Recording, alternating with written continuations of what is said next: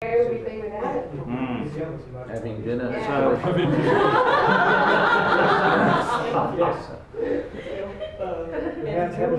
So Adeline, I've told them the pre-story, and there's 20 people here, so they're ready to see the back end of what I've said. So thank you. No worries. Okay, so did you show them any screens, David? I didn't show them any back end. I only showed the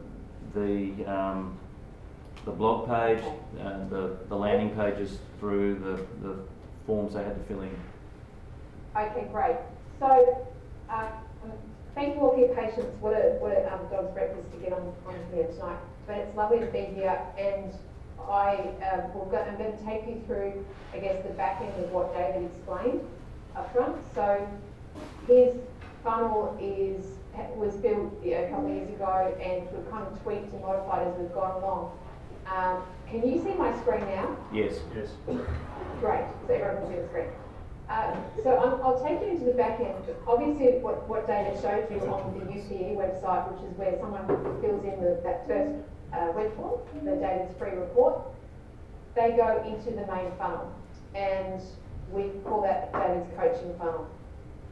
I'm just going to quickly zip into that, and I'll show you what that looks like.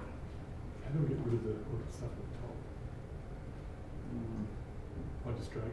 That's a different screen.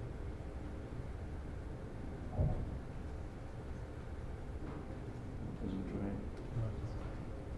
Here we go. Okay, so hopefully you can all see this. Yes. Up here is the first entry point of the funnel. So we capture them in this web form. We can also manually add them, and this is where they get tagged, and then we do a series of emails. So they get obviously the first email, which has the free report in it as a link attachment, and then there's 3 emails after that effectively, ask them what they thought of it, blah blah blah, and it also invites them to apply for a strategy session with David to begin to upsell his coaching. So that's where this goal here is, application step 1, and that is for them to fill out an application form, which is a very lengthy filter process for David to ascertain whether someone is worthy of his coaching services. When someone has filled in that first name and email address like David showed you, and they hit submit, they get sent to this page here, and David would have showed you that. This is where they get the opportunity to put their further details in, so their shipping address, and they'll be sent a physical CD, and this is for free. And what we have in the back end is, because we have a fulfillment house in the US that stores all of this, and on a weekly basis I send them a CSV file. We don't do it automatically through the fulfillment list, simply because of the parameters that the fulfillment house has at the moment, and we have a couple of steps in that follow-up process, and it's very, very small amount of work for me to run that report and send it off to them. So the goal for that is obviously that, okay, someone's been interested enough to put in their shipping address, we want to see that if they come back, we want to invite them to come back and fill in that application form for the coaching program. So, back over here. This down here is where they fill in their mailing info, okay? And we can tell if they've already opted in, and of course the goal is to get them to fill in that application form. You would know, David probably has talked about his book, so this is the basic funnel that we've got, and obviously David's got other things than the coaching. So a couple of months ago, is it David, the launch of your book, and June, there'll be other, is that right, June? Yep. And then there'll be other things in the future, like other info products. So I guess that's the first additional product that we've had to sell, apart from the events. I've added this little piece in here where, when they're new to the coaching funnel, and if they haven't already bought the book through David's Infusionsoft, we actually offer them to buy the book. Hey, you've just joined. Want to buy my book as well? So then if someone actually lands on David's book landing page and come in and buy that book because it's obviously attached to an order form inside Infusionsoft. We also offer them to purchase, once they've bought the book and they're not already in the coaching funnel, we invite them into the coaching funnel. So we get them both ways.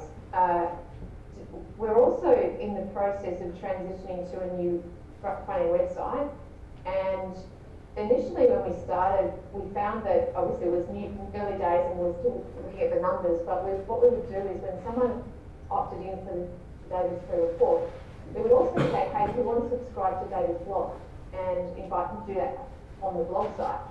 But as time's gone on, we've noticed that the number of people that are actually subscribed to the blog site is like around 10% of the number of people that are in the database. So when we transition to the new website, what we'll be doing is when people sign up on the blog site, they'll automatically just come into the Infusionsoft database as well. So that's kind of I guess the spine or the backbone of the funnel. And we have on a weekly basis, we send out an email to the database with a copy of David's blog. And in that we have a little hyperlinked little section in that email that invites people to fill in that application for the strategy session. David, have you shown them that? No, I haven't shown them the email, Evelyn, no. Okay, what about this page here? I've shown them that page, yes. Okay, so we send out that email, and I send it out as a broadcast twice a week. Goes out on a Tuesday and a Friday, and we also send out a broadcast email on a Monday, which is a copy of James' blog, which is the DTE, Dental Phone Excellence. Sorry, I'll just explain. My wife has her own coaching business for front offices in dental practices. So we started she started writing a blog. Her business started only a year ago. Evelyn, we said we'd send them the blog email, and if they wanted to opt out, they could opt out. And so there hardly anybody opted out of getting the extra email as well. So they actually get 3 emails, 2 from me, my 2 blogs, plus James' blog as well. So that was quite successful.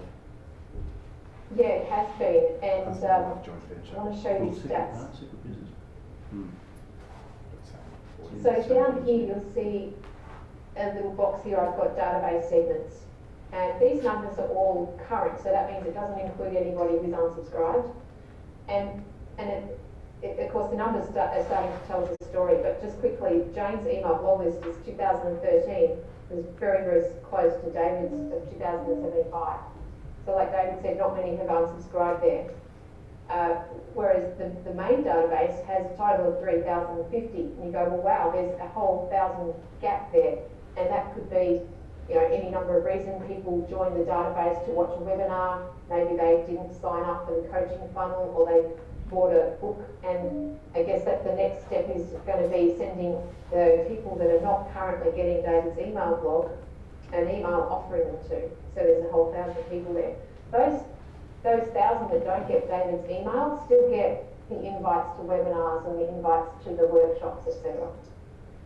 Is there a conscious reason why you wouldn't have automatically just added those people to the list to get email blog updates from you?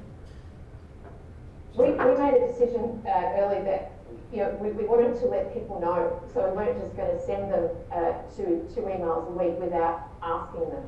So David does, like this year David's done a number of webinars, and we did a couple at the end of last year. And we did some JV emails where David had people, like some joint venture partners, who ran an email of ours to their list quite a few times to say promote those webinars. We got quite a lot of people in, and we certainly, sent them a follow-up email and invited them, and they just haven't done anything. So there's an opportunity there for us to then follow up now with that group of people. Okay. But like I said, they're still on the list, and they're still getting marketed to. Right now we've got, I think 5 massive campaigns on the go, and they're all getting them. So they're not sitting there dormant. Everyone in the list, everyone in David's database gets marketed to at the moment on a weekly basis. and when I say marketed, they get quality emails, of course. At the top, I just want to run through some numbers here. David might have talked to you about the workshops, the events he's been running, and he's run quite a few events this year, and we've got 3 more to go. So you'll notice in this box at the top, we've got a webinar on the 19th of August, David's running, and we've just started the campaign for that. So literally the first email's just gone out, and we've got 18 registered already. We've got a Brisbane team workshop on the 28th of August. That represents 5 different businesses with their teams coming, and we've got 8 people registered for the 1-day workshop. This 4th one is the Las Vegas 2-day workshop. We haven't started the campaign for that. First email goes out on Thursday. So this is going to tell me on an ongoing basis the numbers of those registrations. On the right, I've got, this is numbers to date. So main funnel, so how many people requested the free report? 3,000. Of those, how many requested those free CDs that are on this page here? 1,774, and we've had 120 apply for coaching. These numbers here are inclusive of those that may have opted out. I want to know on an ongoing basis what these numbers are. Then we've got obviously David's book orders today, 738 through the Infusionsoft, obviously doesn't include other sellers. Now, on the left, you'll see I've got these blocks here, and what these are is I'm able to actually track where the registrations have come from by email.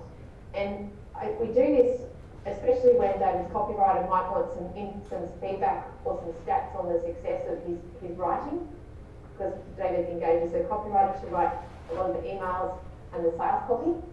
And we've got these campaigns running right now. So I've set these up to tell me where the registrations are coming from. So with the webinar, it does say 3,060. That's because everyone at the moment has been sent that first email. And once they go through the campaign, depending on where they left off, as in when they registered for the webinar, I'll be able to tell which email they did so. And the same with the campaign that we're just about to start running for the next Brisbane team workshop.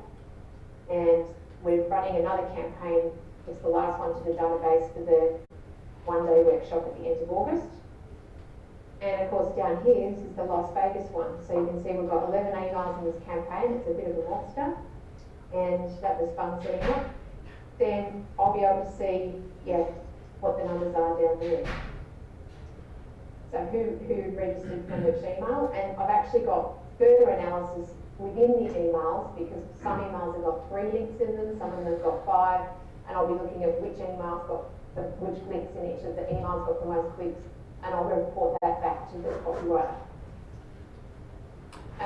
So on that, Adeline, when we run ads through, Dental Town magazine, so it goes out to 60,000 dentists, we do a split test on subject line, and so we're able to choose, which subject line works best. And the same when we run our ads even through Australasian dentists in Australia as well, split testing the subject line, so we know that one subject line gets a dramatically significant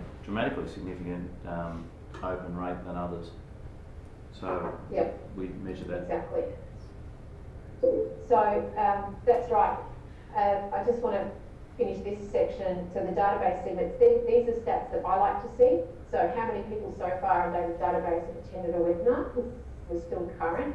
How many people have attended his 1-day workshops in Australia this year? 96. And this is just another stat as I was working with some segments of the database.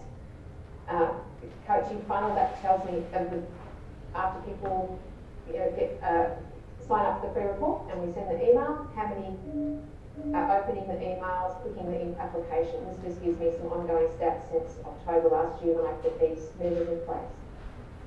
Let's see, the other things we do are, like David said, we run the ads. So I create tracking links. We use Tyler Garn's about marketing tracking. Was it iTracker 360 does the same thing, and so we're able to actually get that data, the lead source data, into our system.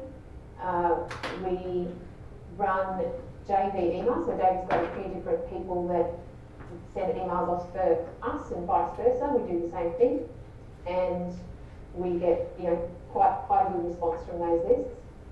But for the events that David's running, we use Eventbrite for the Australian events because that's in Aussie dollars, and it's just easier to have that sitting there. And we use Zapier to integrate, and David's Infusionsoft is in US dollars, and all the coaching payments are done through there, and of course the full payments, because that's all in US dollars, and anything that's US. So most of it's done obviously in Infusionsoft. We also use GoToWebinar for the webinars. We use ClickFunnels, so we set up some great webinar funnels in there, and we integrate those directly from ClickFunnels with GoToWebinar and send the data into Infusionsoft. And I've got some automation in there in the back end so that I get notified when someone's, for instance, registered, like when it comes to the Eventbrite, I get notified when someone's there, an order, I've got an action set to assign an order to that person, and I just go in and make sure that the data's all right, and I apply a manual payment in the system, even though they're paid via Eventbrite, for instance. So everything's integrated, and that's how we run. Thanks, Evelyn. Any questions? You got anything more to add, Evelyn, or would you want to take some questions? I think, yeah, I'll take some questions. I'll just have a look at my little agenda. Yeah, that's kind of pretty much what I wanted to cover. Any questions, anyone? True. Chrissy? Have you, so I understand putting that barrier to entry with a really long form, but have you split test breaking into two? Have you considered that? It's all about, the reason we have the long form is that it's all about time. They get an hour of my time, Yeah. and primarily a call into the US. And so we're really looking for people who are committed to wanting more information and wanting to improve their practice. So it's still, the conversion on that 120 is probably 10% still, so there's still a lot of time. It's hard to push people to give you $40,000. That's how much my coaching costs. So it's one in 10 is still, to me, a good conversion rate on those people. But haven't they already opted into the DVD? No, like the long form? Yeah, so my point being, like, you still want to ask all of the questions and make the actual data entry as tedious. But by breaking into two, if someone does get halfway through the form, they've saved half of their response before doing the second half. I'll get saved anyway. So, Or what kind of form builder are you using? What kind of form builder do we use, Emily? So you see Marshall's. You mean this one? Yeah. So they can fill in half that form and send it. Oh, they're not required to fill. No, I mean. No. So what I would be interested in is how many people part complete it, how many people drop out, not because you want more Yeah, I meetings, understand. Yeah. but just because there's always a risk when you have a really long form of something happening, them losing half the data and then going, Not doing this again. I'm not doing that again. I'm just not doing it again. Yeah. Or the form, or what's more likely is that form's crap, it's just going to break on me again or something. Yeah. But I guess you Look, probably that's don't a know. good point. Really good point. And so, do you remember we had this lengthy discussion with Craig Garber? Yep. And Craig's view, was the reason that you want it that long is because you don't want the frogs. You want the people who are willing to put the effort in, and that's the bar. That's how high you're setting the bar. It's not like you're selling a $100 one-off, coaching session. You're selling a $40,000 program, so you want to have it that long to ensure that you get the right people. Yeah, So I don't know if the answer is that, David Pros does and try cons of doing each a approach. shorter form, maybe. like I've seen, so if I was trying to walk a customer into harder questions, so if I was presenting hard questions and know that most people aren't going to answer them, I'd warm them up by asking them easier questions, and then on subsequent pages make the questions harder, because then they're already emotionally invested in the process, they're more likely to answer the hard ones. Yeah. You actually want the Ours start reverse. with easier questions, they do. Yeah. So as they start with the easy ones, and then they start getting three things that you'd like to change, three Yeah. things. But my point is that you can still make a form Understand. feel very hard, Yep. multi-page, and then you just don't, it's just, I'd just be fascinated to know what your dropout is because of technical problems on a really long form. That's all I was interested in Yeah. asking. It certainly could be something we discussed, David, in terms of, like, as you say, break this up onto different pages. Because obviously this was around, you've been using this since before I started with you. Yeah. But like, we could cut the first page after, say, the first chunky question, and then see, who goes to the next page and who fills in the next, 4 questions, and who then fills in the next 4, and so forth. Because it could be that, it might engage people a bit longer once they've invested that initial time, maybe. Because certainly we've found that, like when David, you get obviously the emails when people submit these, but I've seen quite a few come through where they've only filled in a bunch of fields and they've left quite a lot, because all of them are optional. So to make it more sophisticated, if I had, say, hypothetically I broke this into 3 forms. Yes. What I would actually do is if they submitted part 1, but not part 2, I'd have a sequence between it saying, hi, I noticed you started the application, click here to keep going, and it takes them to form 2. So if someone legitimately does get interrupted, they don't have to start from the beginning, but they do go back in, and then you've got marketing to capture those people that legitimately get Dropped up. distracted. You also know your conversion metrics by stage. I understand. Yep. Yeah. I can see it. Yeah. There are some advantages to breaking those forms up. Yeah, something to consider. I think that's a good idea. All right. Yeah. Any other questions? I have a question, but like I'm not advanced as you guys yet, so I'm still stuck at step 1 trying to do web forms.